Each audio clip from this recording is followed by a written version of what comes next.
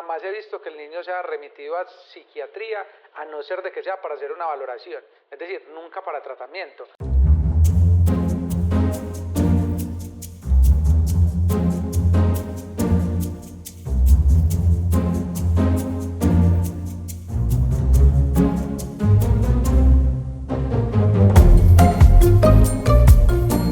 Bienvenidos a este nuevo espacio de Cocina al Derecho. Hoy vamos a hablar de un tema que lamentablemente está cobrando vidas, no solamente en Colombia, sino a nivel mundial. Las cifras de violencia intrafamiliar están disparadas y es un tema que consideramos se debe tratar y se debe tratar con los expertos. Para eso tengo hoy a la doctora Angélica Aparicio Zambrano, quien es psiquiatra y quien nos va a hablar hoy de esas consecuencias desde el punto de vista psiquiátrico.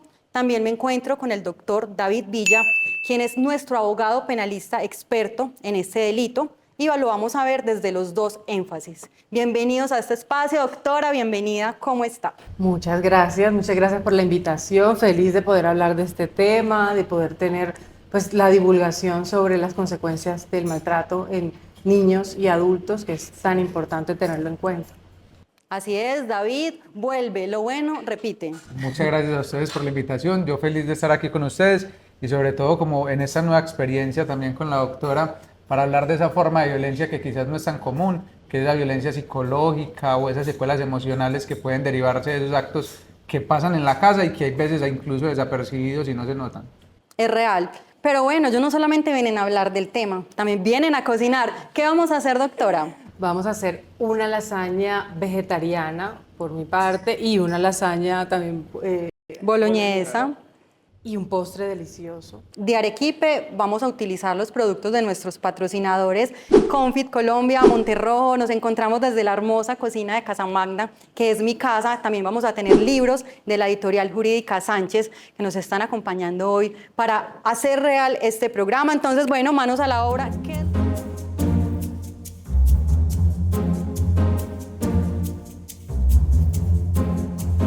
¿Qué es lo primero que tenemos que hacer, doctora, entonces? Hoy David y yo vamos a estar guiados por la doctora. Acá, chef, nombrada ya chef de cocina. Ok, bueno, primero que todo vamos a sofreír los vegetales, vamos a partirlos, a sofreírlos y pues ya íbamos poquito a poquito y vamos a hablar. Perfecto, entonces acá cada uno tiene una tabla, entonces vamos a picar la cebolla. David, iniciemos con la cebolla. Doctora, usted puede iniciar, ya le voy a pasar el cuchillo con el pimentón, como quieran, como ustedes consideren. Ustedes, ¿De cualquier forma? sí. Sí, en julianitas. En julianitas. Para mí, sí. Porque contigo vamos a hacer la parte de la boloñesa. Entonces ya saben, vamos a picar cebollita. La doctora por acá nos está partiendo el pimentón, doctora. Y bueno, voy a iniciar con usted con una pregunta. ¿Cuál considera usted o cuáles serían esas secuelas que tienen las víctimas de la violencia intrafamiliar? Desde el punto de vista psiquiátrico, obviamente. Sí, realmente me encantó algo que decía David y me gusta mucho que lo diga un abogado. Sí. Porque realmente no todos los tipos de maltrato pues dejan una cicatriz física. Por ejemplo, creo que estamos muy acostumbrados culturalmente a veces a simplificar los que no dejan esas cicatrices o esas huellas, son morados o lo visible, pero que realmente el maltrato psicológico es un tipo de maltrato que aunque entre comillas no se vea, deja consecuencias en la salud mental de las víctimas que pueden persistir incluso años luego de haber cesado el maltrato en niños y en adultos. Y esto se da porque cuando nosotros, los seres humanos, estamos expuestos a maltrato sostenido, es un estrés crónico que nuestro cerebro no está realmente capacitado para manejar, porque nosotros somos realmente buenos manejando el estrés agudo.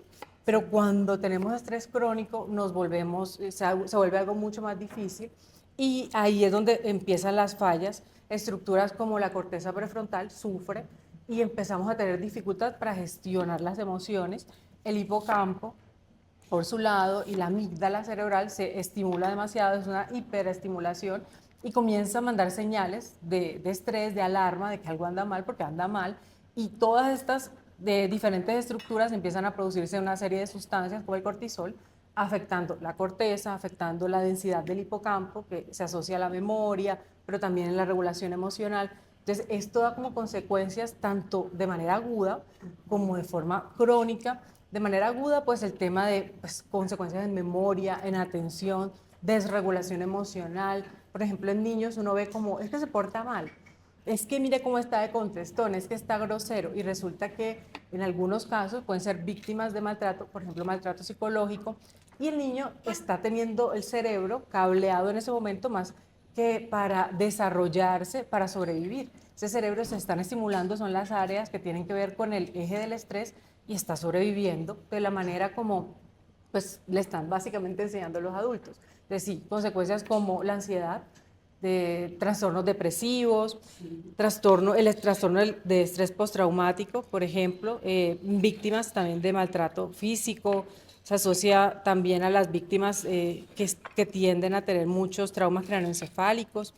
Y este tipo de diagnóstico se puede dar, el consumo de sustancias en los adultos, sí, para tratar de lidiar con la situación de maltrato, las alteraciones en autoconcepto, en autoestima, y en niños los cambios de conducta, pero también la ansiedad, el miedo, la dificultad para poder apegarse a otras figuras, para confiar en otro adulto, en otras personas, porque pues es muy difícil confiar en otros si las personas que le tienen que cuidar a uno no lo hacen. Exactamente, es muy difícil.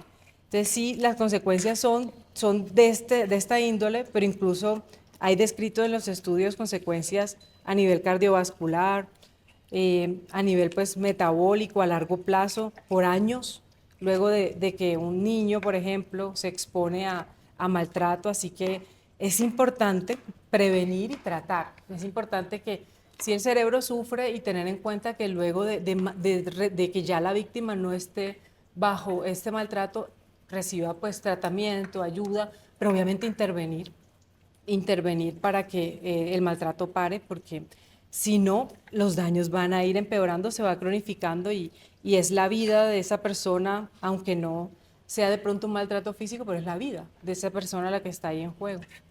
Claro que sí, doctora. Incluso, bueno, desde el derecho digamos que se creó para regular las conductas dentro de la sociedad, mantener el orden y la armonía, y existen una serie de delitos. Ya en Colombia existe el delito de la violencia intrafamiliar. Doctor, usted que es el experto, cuéntenos cómo se tipificó este delito.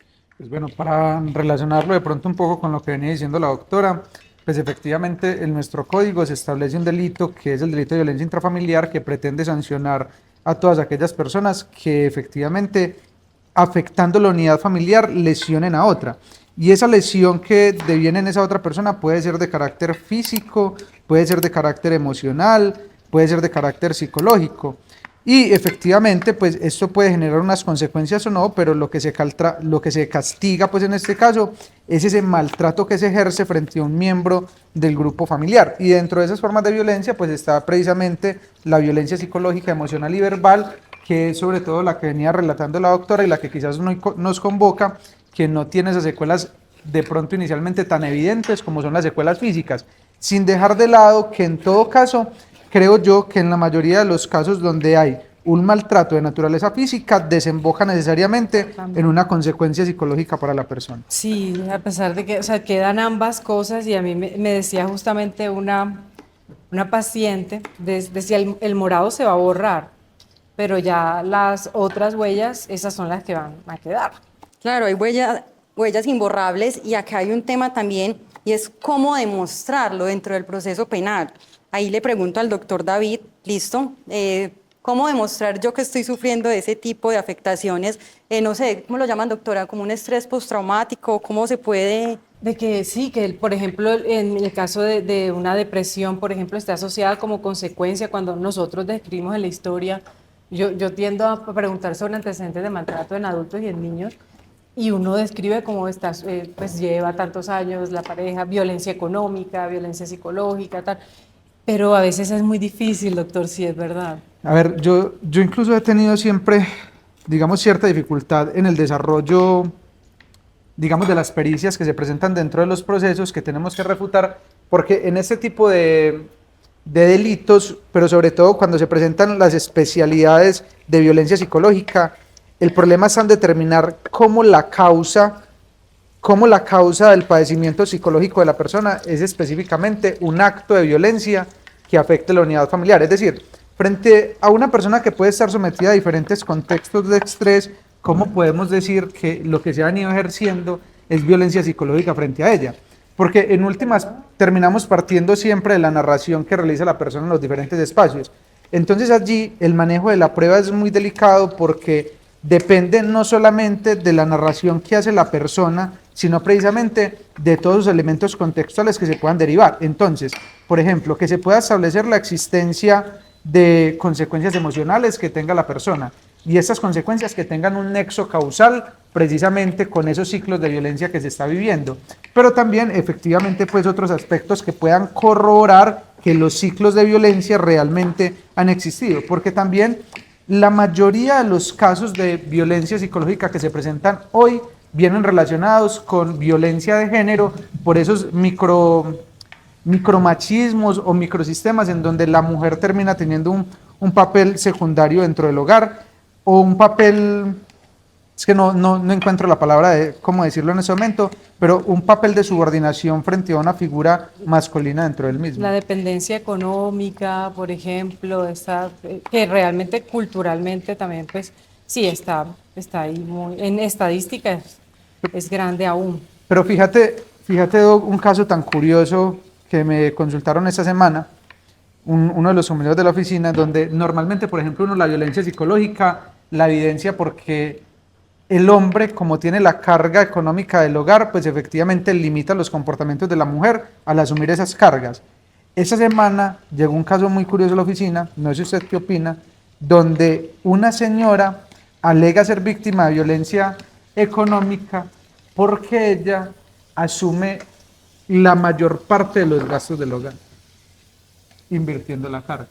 Dependiendo cuánto gane ella, si tiene otras responsabilidades de pronto fuera del hogar y no llegaron a ese acuerdo, sobre todo si ella tiene responsabilidades aparte, pero no es solamente como lo que aporte, sino de pronto qué responsabilidades tiene ella económicamente, porque si yo gano 10 pesos y aporto 3 y el otro gana 5 pesos y aporta 3, es desigual. No importa si es mujer o es hombre, sigue siendo desigual. Continuamos en Cocina del Derecho, hablando del tema de la violencia intrafamiliar, pero también cocinando. Por favor, ¿cómo vamos, chef? ¿Qué tenemos acá ya listo? Tenemos ya las verduras muy bien, estamos con el zucchini, el pimentón, la cebolla y sabe delicioso, por mi parte. Yo también voy muy bien, ya tengo aquí lista la carne, la cebolla y el ayudante. Doctor, una pregunta, ¿eso lo prepara usted o...? No, yo sé, acá le está sudando de lo que ha cocinado, no, doctor, sabemos que sí. Hasta la carne yo lo veo. Cierto, moliendo esa carne, o sea, él de verdad se puso la camiseta. Doctora, una pregunta acerca de las señales de alarma que se pueden identificar los familiares, los amigos, frente a estas víctimas. Muchas veces pasa desapercibido el maltrato cuando no es físico, incluso cuando es físico, porque a veces pueden haber lesiones que no son visibles y algunas que son como, bueno, es que no, me tropecé, es que fue en el gimnasio, pero cuando empiezan a ver como ese tipo de comentarios, es mejor sospechar también con lesiones, por ejemplo, de estrangulamiento, lesiones donde son repetidas y empiezan a ver como fallas, como no sé, Rick, me parece falso todo lo que me estás diciendo con el tema y con la persona también cambia, se sienta como incómoda. Aislarse socialmente, no querer salir con amigos, amigas, pasa pues en hombres, en mujeres, y ahí sí en cualquier tipo de maltrato, físico, psicológico, económico, pues sexual. En niños puede variar, pero el tema de las lesiones, yo creo que en eso hemos avanzado muchísimo gracias a los pediatras. Entonces, aquí vamos con la bechamel. Pero sí el tema de las lesiones y que los comentarios de los cuidadores no sean como acordes a lo que se está encontrando y como que no le den la importancia, porque si un niño aparece con lo que sea, un rojito, lo normal es que el cuidador diga, no, pero ¿cómo así? Ese rojito no lo tenía, vamos a mirar. Pero si uno ve como, no, eso se lo hizo, eso le restan importancia, también es una señal de alarma. Y en el tema conductual, las ideas, por ejemplo, decir en los niños soy malo, no hago las cosas bien, empezar a criticarse mucho en la parte de los niños. Y es algo que se puede notar como una de las señales. La irritabilidad Sí.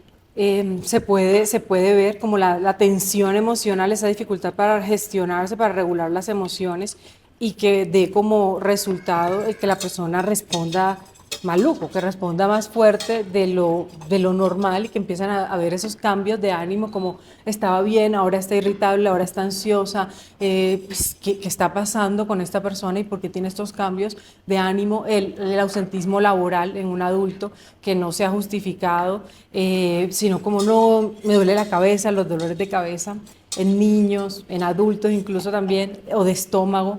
Los niños son muy de, si no quieren ir a un lugar, no quieren ver a un padre, por ejemplo, si los padres están separados, me duele el estómago.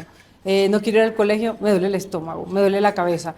Porque saben que pues así no van a ir y cuando esto se repite, este tipo de síntomas, este tipo de alertas allí somáticas, tienen que analizarse un poquito más a profundidad si es algo que es repetitivo y si lo vemos relacionado como a evitación.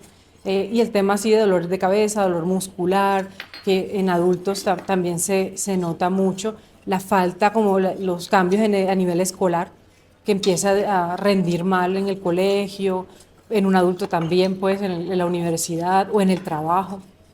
También son unas banderillas rojas que pueden deberse a otras causas, pero sí que es importante tener allí en cuenta y sobre todo uno mostrarse que le interesa, que la persona no se sienta como culpable, ¿verdad? O que está presionada, que si comenta, tiene que tomar una decisión rápida porque no es difícil, porque a veces las consecuencias pueden ser muy duras, inclusive por la violencia puede aumentar.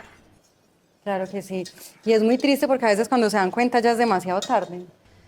Muchas veces se va escalando y hay mucho temor hacia la denuncia, que ha ido mejorando porque justamente que se hablen de estos temas, que yo sé que no son los temas de pronto más bonitos, ¿verdad? Que como a veces digo yo, instagramables, son temas que se tienen que hablar porque a veces es el silencio lo que ayuda al maltratador, es el silencio de no denunciar, de evitar, de justificarlo, es lo que puede ayudar a esa persona que está maltratando a un niño, una niña, a un adulto, a seguir maltratando a esa persona o luego cambiar de víctima. Y realmente, pues no, la idea es hablarlo y tener la asesoría, o sea, paso a paso, ahí ya hablarán seguramente de eso, de cómo empezar, si uno ya sabe que está siendo víctima de maltrato y quiere salir de ese ciclo, planearlo y pedir la ayuda de salud mental, hacerlo paso a paso, porque se entiende que en un país como el nuestro, pues no hay todavía suficientes albergues, el tema económico muchas veces mantiene a la víctima en riesgo, porque es que no hay para dónde ir y eso tiene que tenerse en cuenta porque es fácil uno decirle, pero vete, o porque no te fuiste, que a veces eso suena muy duro y culpabilizante para la víctima, pero ¿y para dónde? ¿Para dónde me voy si no tengo? Y es muy real acá en Colombia, donde hay mujeres todavía dependientes económicamente. Bueno, acá paso a preguntarle al doctor David. Doctor, hay una pregunta constante cuando hablamos de violencia intrafamiliar. ¿Cómo diferenciarlo del delito de lesiones personales? Pues a ver, yo creo que la diferencia más grande es en el bien que se protege o en el bien que se afecta. En las lesiones personales es un delito en que usted afecta la integridad de una persona, pero no traspasa allí. En la violencia intrafamiliar usted afecta la unidad familiar, es decir, usted está afectando ese núcleo de la familia, entonces no se limita a la lesión que se pueda sufrir en la integridad. Incluso no requiere que exista un resultado como tal, sino que efectivamente se haya ejercido un acto de maltrato que ponga en riesgo esa unidad familiar. Yo creo que es genial eso que dices, porque realmente el temor Uno de los temores más grandes de las víctimas es denunciar porque no les crean y que de pronto no vayan a protegerlos o a protegerlas. Entonces sienten como, ay, ¿y si yo denuncio? Y entonces luego me toca volver a vivir aquí en esta casa, entonces yo ¿qué hago? ¿Cómo, será que me creen o será que de pronto el mismo aparato judicial no me protege? Y es un temor válido, ¿verdad? Aunque sabemos que esto ha cambiado mucho, pero realmente eso es el temor más grande que frena la denuncia, porque a veces se han encontrado con casos de personas conocidas o algo como, ay, pero denunció y le dijeron que no, pues que ya que fue lo que hizo, que de pronto Lo había propiciado. Sí. No, y por ejemplo, entre esposos, decir que hubo violencia sexual, no, es que dentro del matrimonio hay unos deberes y el deber se lo llaman incluso dentro del derecho de familia el débito conyugal, y es que entre los esposos deben haber relaciones sexuales. Entonces, él puede decir, no, es que en este caso, desde el punto de vista penal, exactamente, no, ella está cumpliendo con sus deberes. Pero el débito conyugal siempre está limitado a la voluntad de la persona. O sea, a lo que vamos es que los actos de violencia en principio no son en principio justificables, a no ser de que uno tenga un bien de igual envergadura que esté afectado. Es decir, claro, yo eventualmente, si mi pareja me va a matar, puedo reaccionar y empujarla e irme corriendo del lugar. Pero si no existe motivo, evidentemente no puedo tener un tipo de comportamiento violento con mi pareja, y tampoco puedo obligar a mi pareja a tener relaciones sexuales en virtud del débito conyugal. ¿Por qué? Porque efectivamente existe una obligación que es civil, pero evidentemente está limitada por la voluntad del consentimiento de la persona a tener la relación sexual, porque evidentemente ante una obligación civil va a primar siempre la dignidad individual. Pero ahí hay algo, David, y es que hay mujeres, o digamos que culturalmente se entiende como, por ejemplo, las abuelitas decían, me tocó, incluso tenían miles de hijos, así ellas no quisieran tener muchos hijos, lo habían porque consideraban que era un deber que ellas tenían. Y ahí le pregunto a la doctora. Pero no solo las abuelitas, ahorita. Todavía, para eso iba yo. El tema de que no, pues es que es casi es eso, como que no, que yo estoy cumpliendo. Y yo es como, exacto. No, pero si no quieres, no tienes por qué acceder porque no quieres. ¿Cómo identificar una mujer que, no, es que de verdad es que me están obligando y no estoy cumpliendo?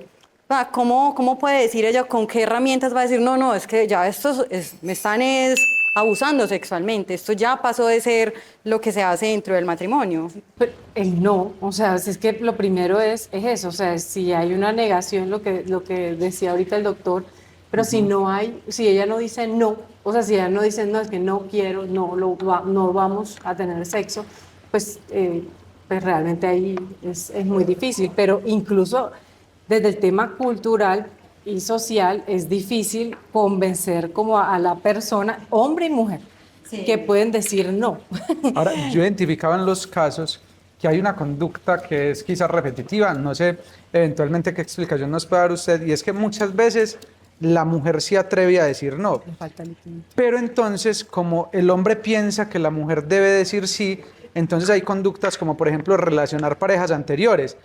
Eso no me pasaba con Tatiana. Sí, eso claro, no me pasaba. Y entonces es una forma de ejercer presión indirecta sobre la persona, pero eso no es más que un acto también de violencia. Claro, es manipulación, es como por ejemplo en la violencia económica hacia los hombres, compararlos con otros hombres que proveen más, entre comillas, económicamente, sí, pero que ellos no son capaces, entre comillas, de proveer lo que a mi amiga tal la llevaron a tal parte, la llevaron a tal viaje, pero tú no, entonces debemos comprar una casa de tal cantidad y debemos cambiar el carro, y yo quiero hacer esto y esta ropa no voy. Entonces, eso también es manipulación, y sí, pero ya sostenido, y ahí sí genera, pues es violento totalmente.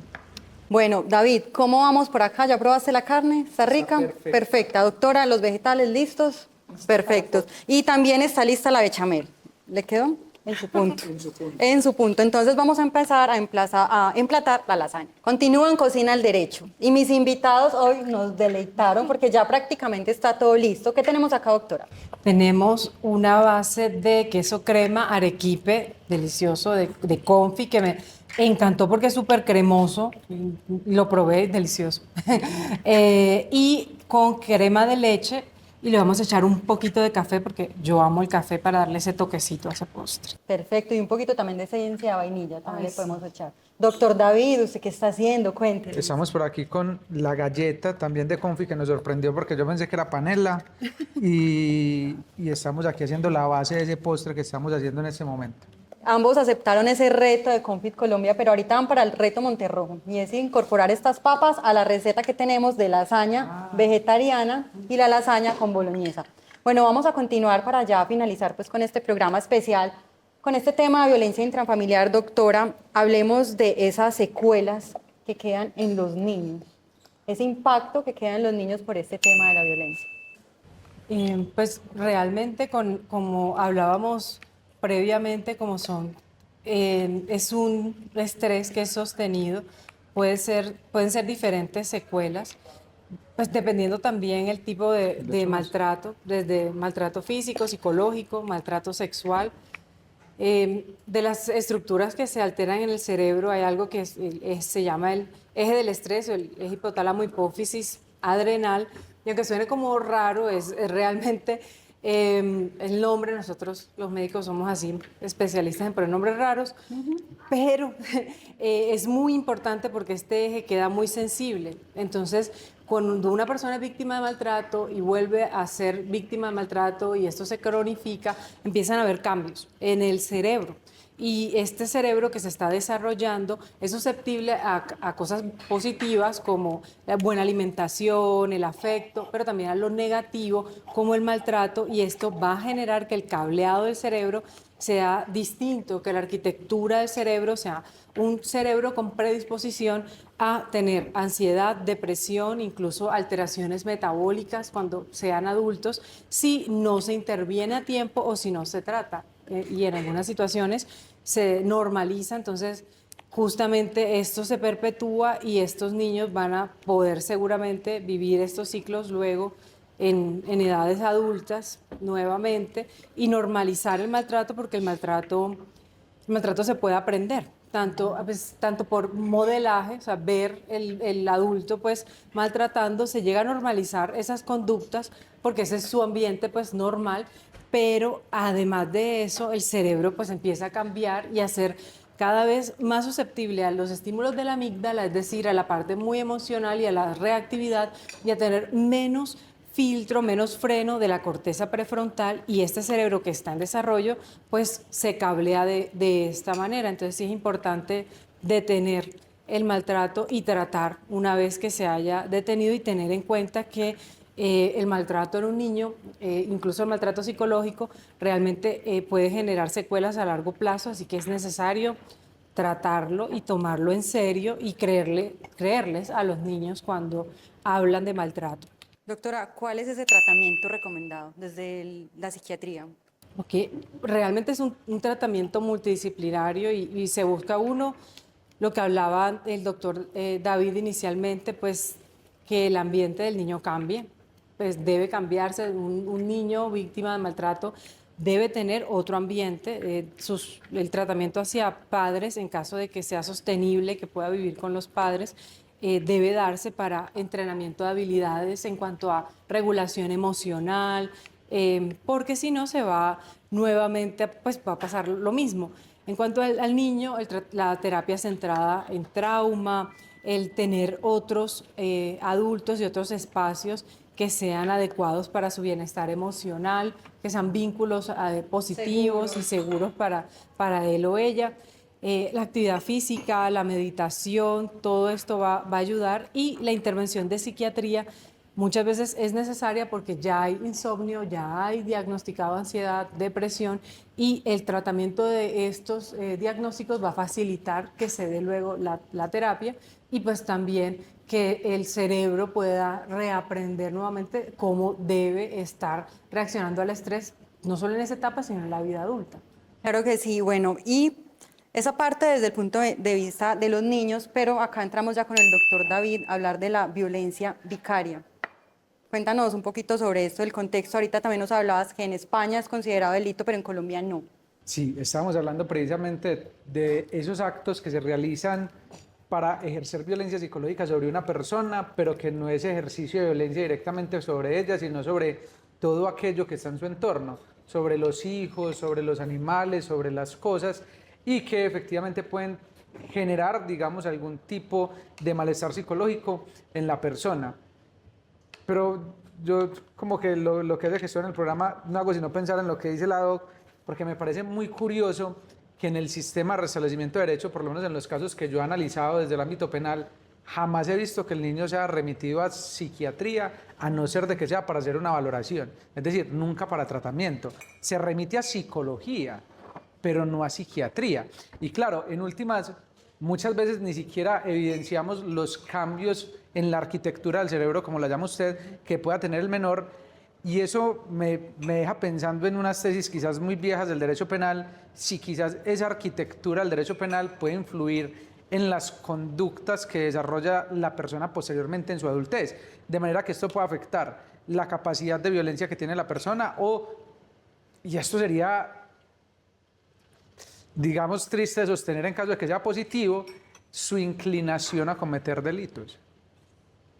Uy, muy perfecto.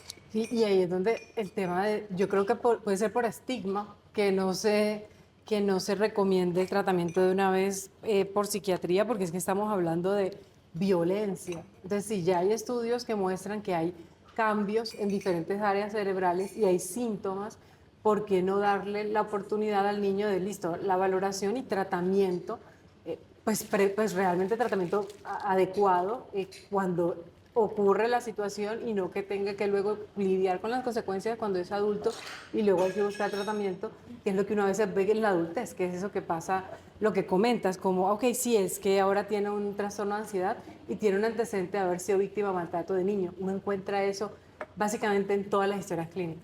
Ya. Y yo tengo otra pregunta que quería hacerle y aprovechar este momento, y es como cuando llega un paciente, listo, al psiquiatra, un paciente víctima de violencia, y se lo hago porque para nosotros es muy importante esa historia clínica que se consigna tanto en psiquiatría como en psicología, y es qué herramientas tiene la psiquiatría, en este caso la psiquiatría, para establecer que la memoria o lo que está relatando el niño obedezca a una memoria episódica y no una memoria que haya sido implantada o que haya sido supuesta. Pues nosotros partimos del punto de creerle al niño. O sea, nosotros como tal le creemos al niño. O sea, cuando un niño afirma haber sido víctima de cualquier tipo de maltrato, la memoria traumática o decir que fue víctima de maltrato no es algo que un niño, sobre todo, o sea, ya nosotros como adultos tenemos una capacidad de pronto de inventar, de hacer historias, de ponerle todo el tema de manipulación, pero un niño no. Cuando un niño en sus palabras, en su forma de decir las cosas, dice que fue víctima de maltrato, para nosotros es víctima de maltrato y no lo ponemos en duda, en el caso de un niño. Okay. Muy teso. David, ¿cuál es la ruta de atención que tienen las víctimas frente al célito? Bueno, digamos que la ruta más cercana yo considero que es la comisaría de familia. ¿Por qué? Porque la comisaría de familia emite unas medidas de atención inmediatas y de protección frente a las personas que están siendo víctimas de maltrato. Pero evidentemente las personas tanto como pueden acudir a la comisaría, pueden acudir a fiscalía, digamos, hacer una solicitud o una denuncia, ¿cierto? Y ello implicará la emisión de unas medidas administrativas. Pero creo que las medidas administrativas más eficaces son las de la comisaría porque implican tanto unas medidas de desalojo, unas medidas de distanciamiento entre las personas que suponemos son objeto de agresión y las que son las agresoras, pero también un acompañamiento psicológico que termina siendo casi que obligatorio en todos los casos, que brindan más herramientas para tratar la violencia, porque en últimas el derecho como tal pretende evitar la generación de los conflictos sociales, y cuando los mismos están ocurriendo, pues no pretendemos simplemente castigarlos, sino evitar que ese conflicto social genere un problema mayor. Por eso creo yo que la ruta de atención más adecuada es acudir a la comisaría, quienes darán traslado pues a fiscalía, pero emitirán unas medidas provisionales para proteger a la víctima y ya se desarrollará un proceso para establecer si es necesario emitir unas medidas definitivas que protejan a esa persona que puede estar siendo víctima de violencia, con una anotación muy importante para que la gente la sepa. En la violencia, sobre todo en la violencia que se ejerce frente a los niños, en comisaría de familia, la duda se resuelve a favor del niño. Es muy común que en el proceso penal todos sepamos que la duda se resuelve a favor de la persona que está siendo procesada. En comisaría de familia, en el proceso de restablecimiento de derechos, no. La duda se resuelve a favor del menor que eventualmente está siendo objeto de maltrato. Y eso se los digo ¿para qué? Para que acudan, porque realmente las herramientas que hoy en día nos da el Estado de protección de las personas que están siendo víctimas de violencia son muchas y ayudan a mitigar ese impacto de la violencia.